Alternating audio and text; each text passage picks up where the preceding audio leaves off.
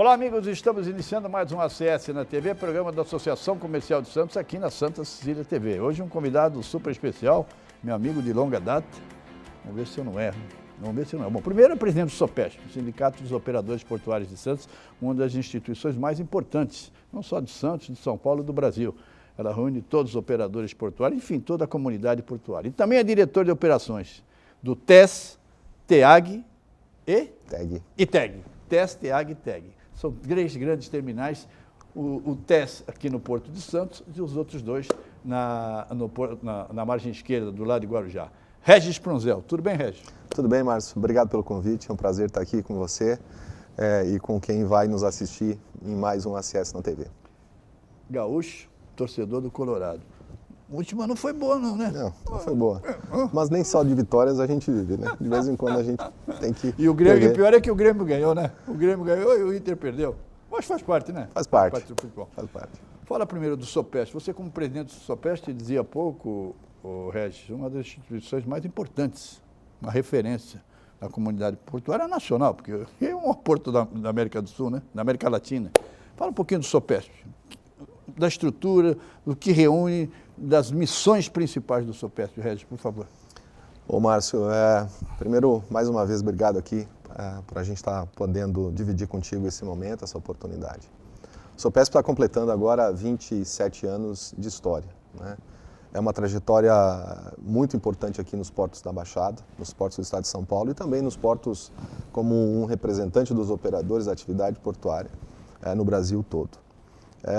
Tivemos agora, no início do ano, uma reeleição, né? Nos reunimos lá com o Conselho Diretor. Aliás, chapa única, hein? Chapa única. Unanimidade. Né? Exato. Temos um bom alinhamento com todos os segmentos, né?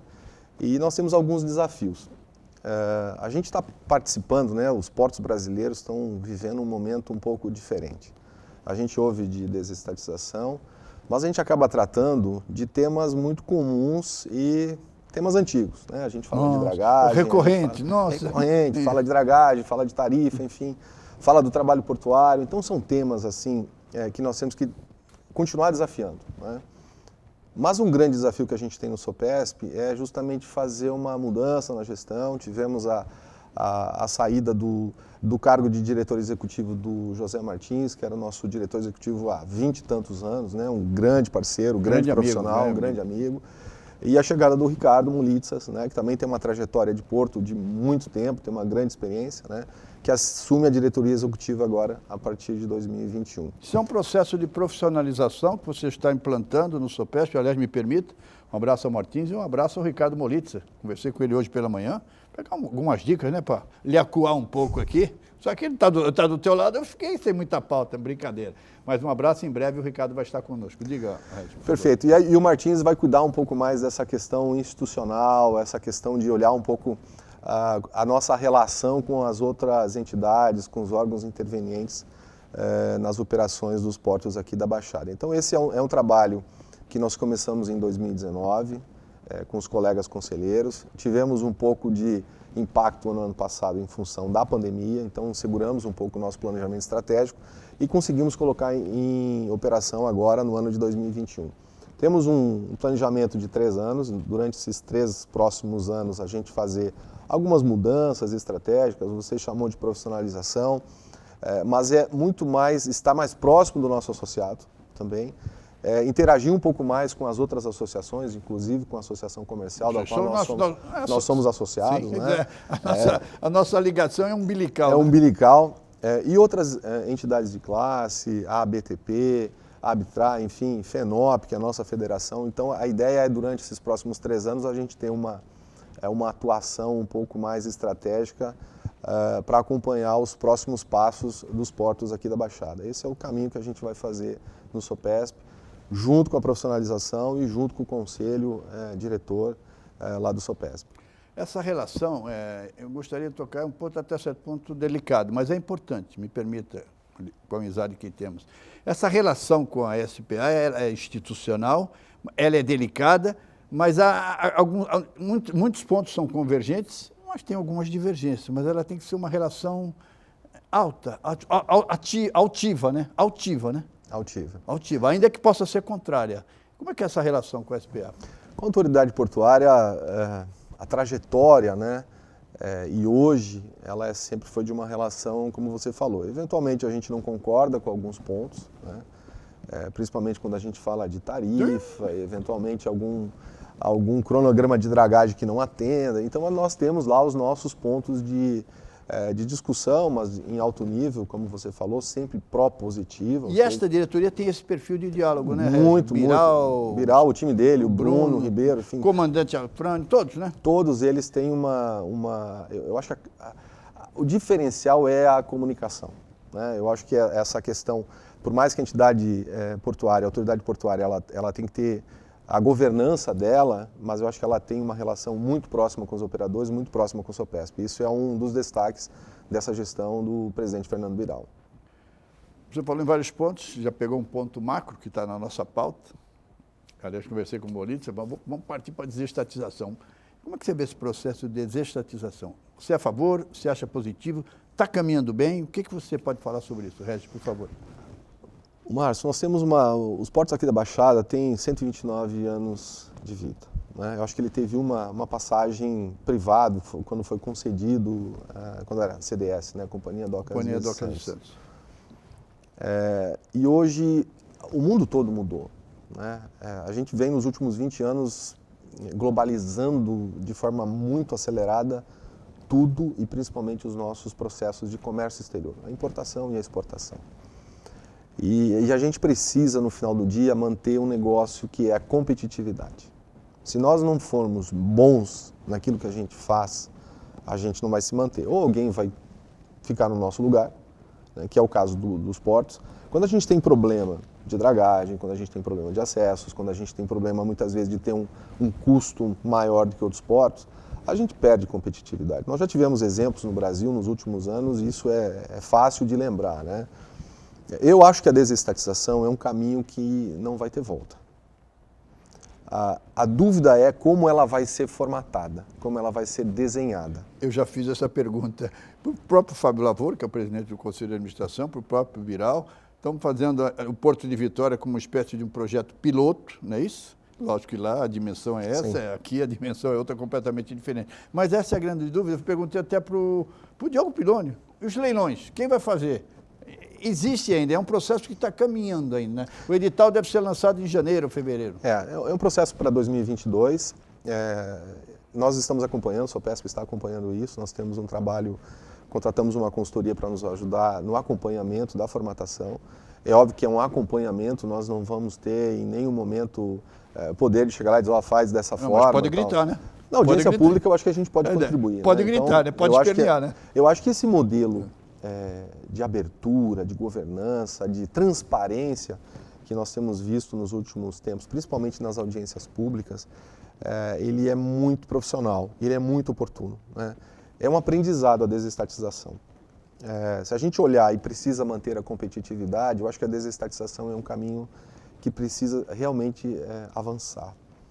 A formatação, se nós vamos ter subrogações dos contratos de arrendamento, se nós vamos ter renovações automáticas dos segundos períodos contratuais, tem bastante dúvida, Márcio, ainda no final do dia, que a gente precisa entender e ver como virar a modelagem. Você falou bem que Vitória, a Codesa é um dos exemplos, é um porto que tem uma dimensão um pouco menor do que os portos aqui da Baixada e não tem tanta particularidade. Nós temos muitas particularidades, né? Nós temos aqui arrendatários, nós temos autorizatários que são os TUPs. Como é que a gente coloca esse condomínio todo num regramento comum, né? Precisamos ter mais profundidade para navios de maior porte, precisamos ter perenidade na manutenção das dragagens. Como é que a gente coloca isso de uma forma privada, no sentido de eficiência e de velocidade, para a gente manter a competitividade? Eu acho que a desestatização é um passo importante para manter a competitividade aqui da Baixada, na minha opinião. Mas, obviamente, precisamos entender como é que virá essa modelagem. Quem que nos, digamos assim, nossa ameaça interportos brasileiros? A gente vê o Arco Norte avançando rapidamente com infraestrutura, muitos autorizatários, muitos terminais de uso privativos que não dependem de arrendamento, de licitações. Obviamente que a ANTAQ autoriza. E os portos Sul-América, né, Argentina principalmente, que são grandes competidores. Eu acho que a gente precisa pensar fortemente em manter a competitividade. Sem dúvida. Manter essa geração de carga que a gente vem mantendo nos últimos 2 anos, que são exemplos claros de que a gente precisa continuar avançando. Isso tem efeitos diretos na comunidade como um todo, não só na comunidade portuária, mas principalmente na relação porto-cidade. Geração de emprego, geração de renda para os municípios, enfim, tudo isso está muito atrelado a essa questão da desestatização. Nós vamos fazer um intervalo e voltaremos já para continuar essa conversa agradável sobre Porto, principalmente, mas num contexto mais amplo, presidente do SOPESP, Regis Prozel. Voltaremos em instantes, fique com a gente.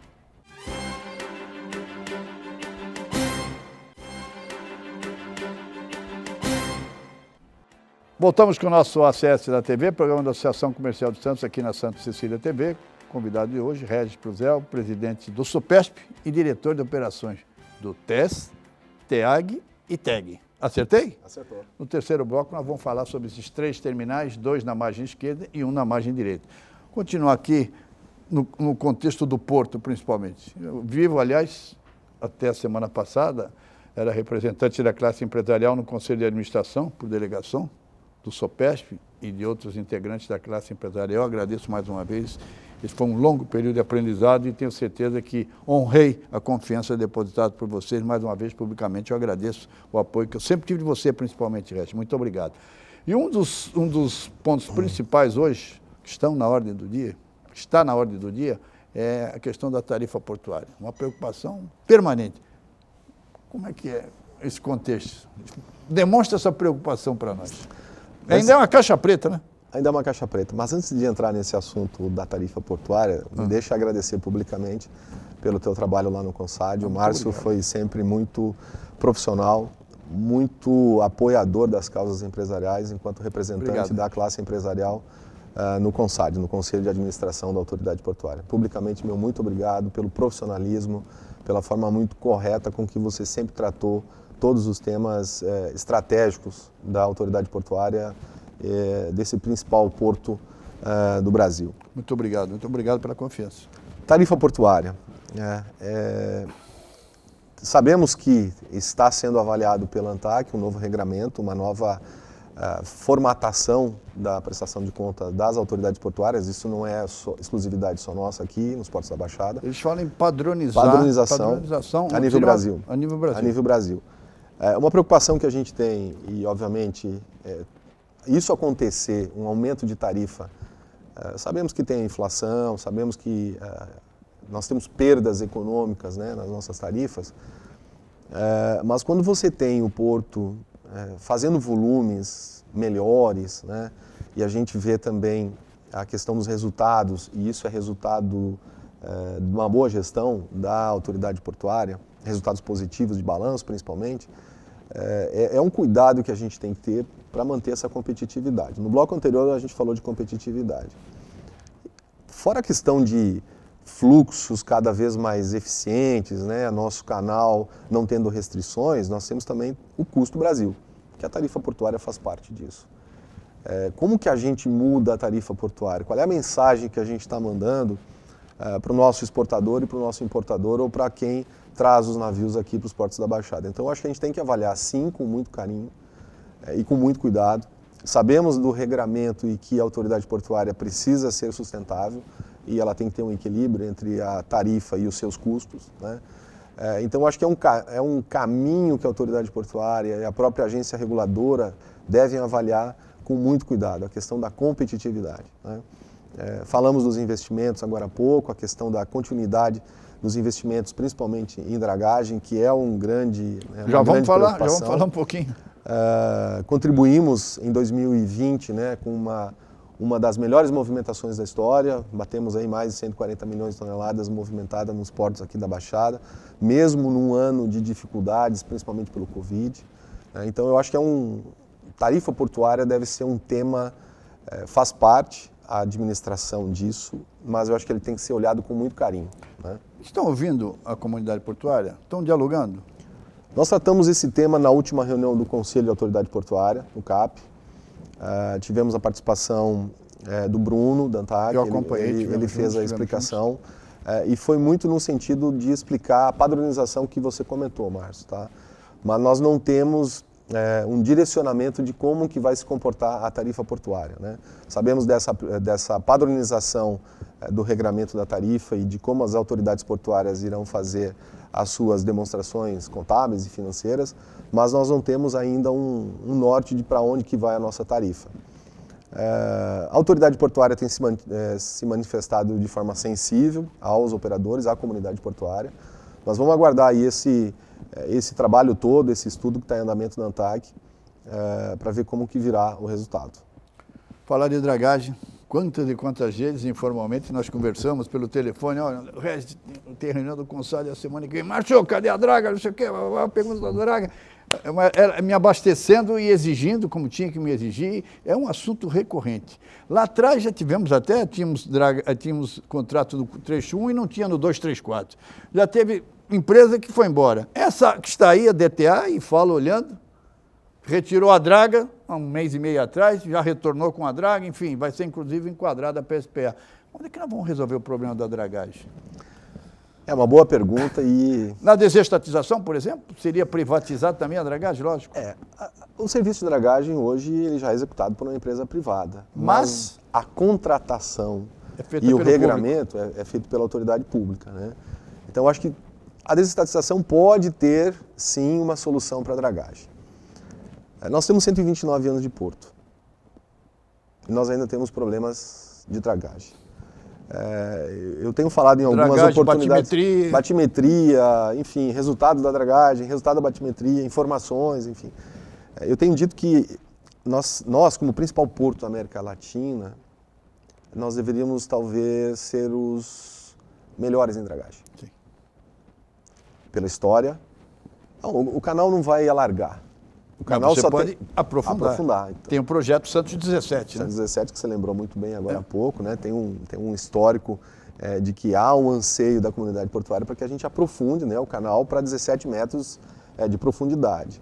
Aí daria um calado de 15,50 por aí? Talvez até 16. Na maré alta. Na maré alta a gente teria até um calado de 16. Então, essa perenidade, né, quando você tem profundidade e você independe da maré para você fazer manobra, é manter competitividade. É você dizer para o mercado, olha, lá eu não tenho restrição de horário.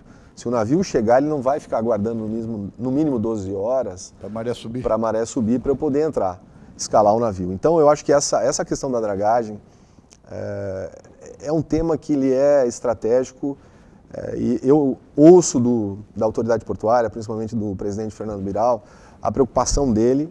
Mas a questão da contratação pública, ela tem lá vários entraves regulatórios. Né?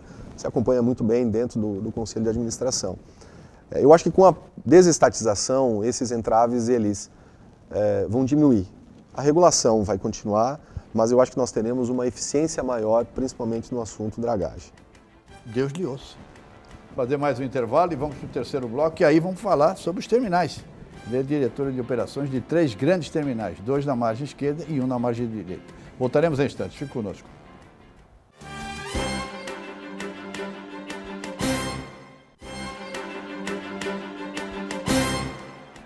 Vamos com o nosso acesso da TV, programa da Associação Comercial de Santos, aqui na Santa Cecília TV. Hoje, reitero mais uma vez, o grande amigo, empresário, presidente do Sopesp, Regis Prunzel. Deixei esse último bloco, aliás, mandar um abraço para a Joyce, jornalista, colega jornalista, está presente aqui no estúdio, amiga, uma grande parceira. Muito obrigado pela presença, Joyce, é sempre uma alegria ver você, uma grande profissional. Concorda, né, Regis? Concordo. Vai pedir aumento depois, né? Mais ou menos, na nota 7, tá bom? Assim não tem aumento. Não, a nota dela é muito boa. A nota dela é 10, a nota dela é 10. A nota dela é muito boa, excelente profissional. Vamos falar dos 3 terminais. Você é diretor de operações, 2 na margem esquerda e 1 na margem direita. TES, do lado de Santos, TEG e TEAG na margem de esquerda, lá no Guarujá. Me fala desses 3 terminais, investimento, perspectivas, movimentação, já também no contexto de ampliação da malha ferroviária, que é importantíssimo. Eu gostaria de falar, neste bloco, só sobre os 3 terminais. Regis, por favor. Perfeito, Márcio. Vou falar primeiro do TES, que é o nosso terminal mais recente, é uma concessão do final de 2015. TES Santos. Santos. Por isso, né? TES, o TES. S de Santos. Eu aprendi com você Terminal exportador agora. de Santos, exato. É uma concessão do final do ano de 2015, né, que o Grupo Cargill e Luiz Dreyfus foram vencedores. Nós estamos em obra ainda, em plena construção. A obra deve terminar no ano de 2023. Temos hoje lá em torno de 500 pessoas na obra, essa quantidade já vem desde o ano de 2019, então, fora a geração de emprego na nossa operação portuária, digamos, para receber os grãos e embarcar, nós também geramos muito emprego na construção civil para construir o terminal.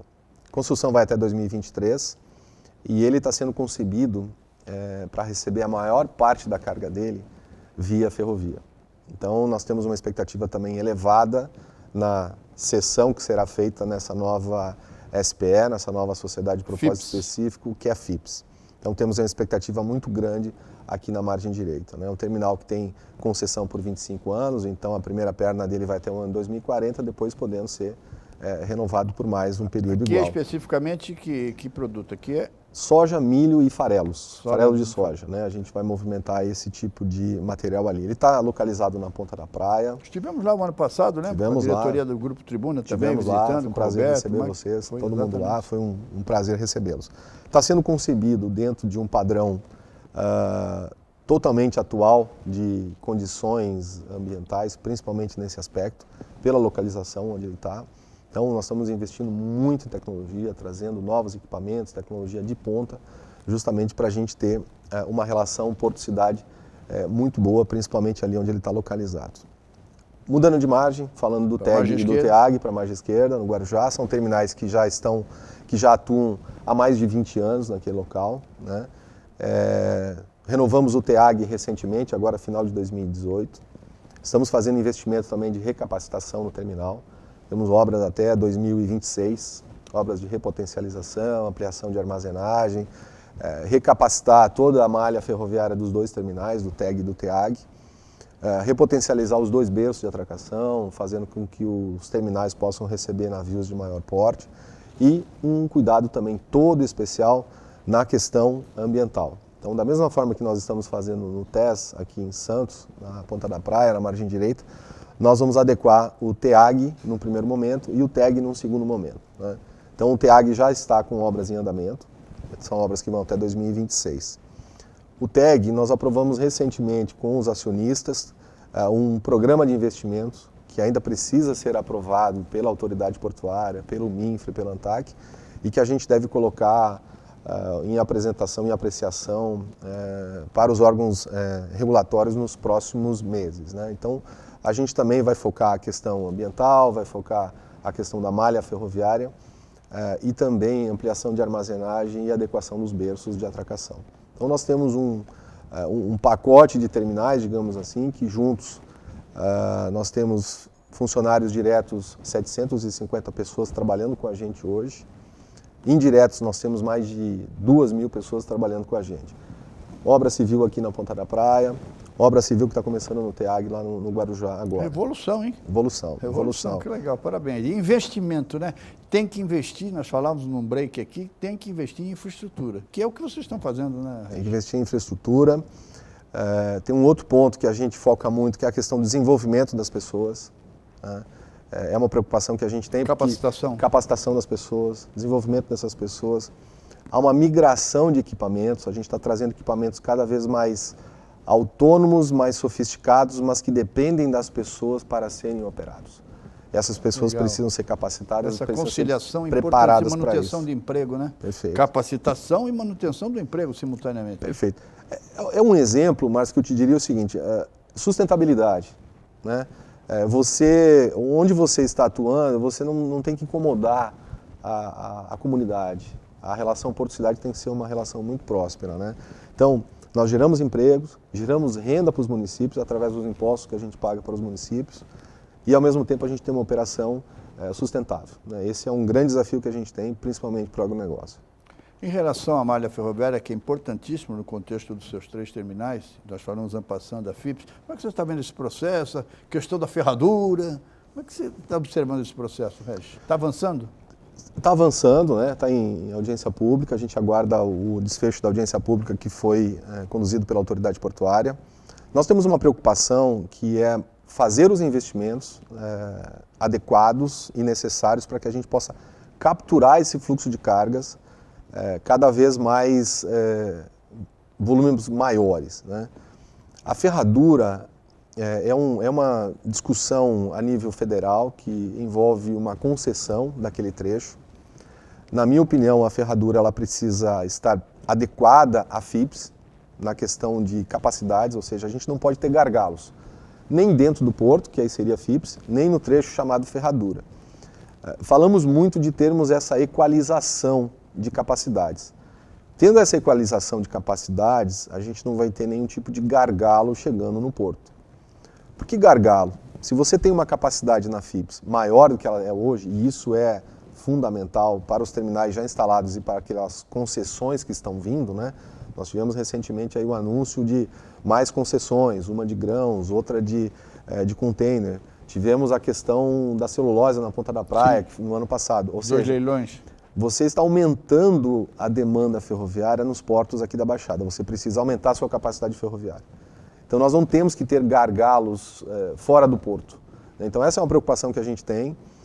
O assunto está encaminhado, o assunto está endereçado dentro do governo, o Ministério da Infraestrutura está tratando isso, a NTT está tratando do trecho ferroviário. Então a gente espera que isso tenha um desfecho positivo no sentido de equalizar capacidades. E rápido, tem que ser rapidamente. Nós temos muito conflitos, né, de passagem de nível. Aquele atrás ali da associação comercial, quando o trem passa, o caminhão não passa. Quando passa o caminhão, não passa o trem. Isso não existe no maior porto da América Latina, né? A gente precisa resolver. Então isso requer investimento, Márcio, requer investimento. Se você olha para o interior do país, a gente vê concessões acontecendo e já saíram do papel, Ferrovia Norte-Sul, renovação da Malha Paulista. Esse tipo de investimento ele é fundamental para continuar crescendo os portos aqui da Baixada. Temos só mais um minuto, mas eu não posso deixar de fazer a pergunta. Sem entrar no mérito, nós temos apenas um minuto, Régis, eu peço a sua atenção e a sua objetividade. Você está nas duas margens. Não vou entrar no mérito de ponte ou túnel. E a ligação seca? Eu acho que a questão da mobilidade, Márcio, ela precisa ser pensada com muito carinho e estrategicamente. Se nós tivermos túnel e se nós tivermos ponte, desde que ele não atrapalhe a operação do porto... E o desenvolvimento? E o desenvolvimento, eu acho que é fundamental também. Tá? Então, nós somos favoráveis à mobilidade, resolver o assunto mobilidade, né? Túnel, ponte, fundamental que a gente tenha uma alternativa. Aliás, informalmente, para encerrar, com certeza você tem essa informação, dentro do contexto da desestatização, a SPA e o Ministério da Infraestrutura estudam a possibilidade de, olha, quem levar vai ter que construir a ligação. Seria uma boa, né? Pode ser uma alternativa. Uma boa. Regis, um abraço. Márcio, obrigado pelo convite. Obrigado. Foi um prazer. E olha, estou torcendo para o Internacional, sempre. Obrigado, Márcio. Um abraço, seja feliz.